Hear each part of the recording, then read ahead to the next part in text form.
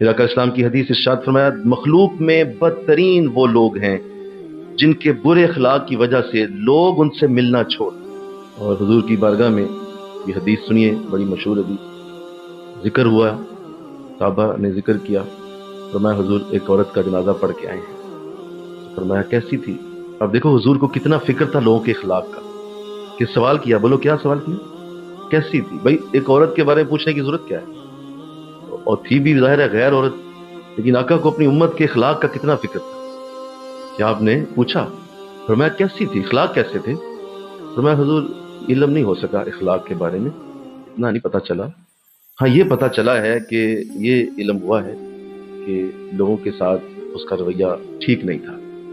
بہت زیادہ تفصیل نہیں پتا، لیکن لوگ آپس میں بات کر رہے تھے کہ شکر ہے کہ جان چھوٹ گئی اس سے اور چلی گئی دنیا سے. اور اس طرح کا انداز تھا کہ لوگ آپس میں ایسی بات کرتے نظر آئے.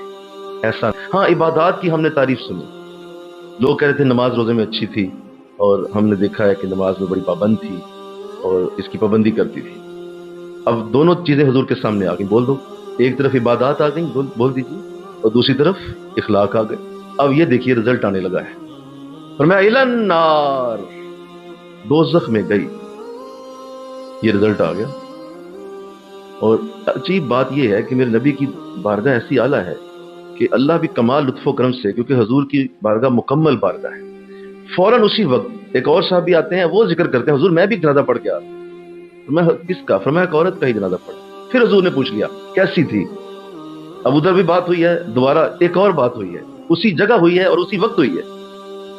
اس نے کہا حضور میں سن رہا تھا لوگوں سے کہ عبادات نماز روزے کا تو نہیں کچھ ذکر کر رہا تھا، اور سارے یہی کہہ رہے تھے کہ اخلاق بہت اچھا ہے، بولنے میں سننے میں اچھے معاملات کی خبر ملی ہے. اور جس نے بھی میں نے اس زبان سے جس کی بھی سنا ہے تعریف کے لفظ سنے، حضور اس کے بارے میں اچھے الفاظ لوگ بول رہے ہیں. اب دیکھیے رزلٹ آنے لگا، الی الجنہ، جنت میں چلی.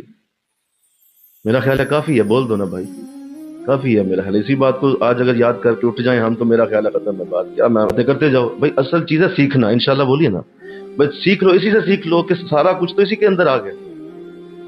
کہ حضور ایک لفظ کے اندر دو لفظ بولے، الی النار الی الجنہ. اللہ ہمیں ایسا بنا دے کہ ہمارے اخلاق لوگوں کے لیے تعریف کا سبب بن جائے.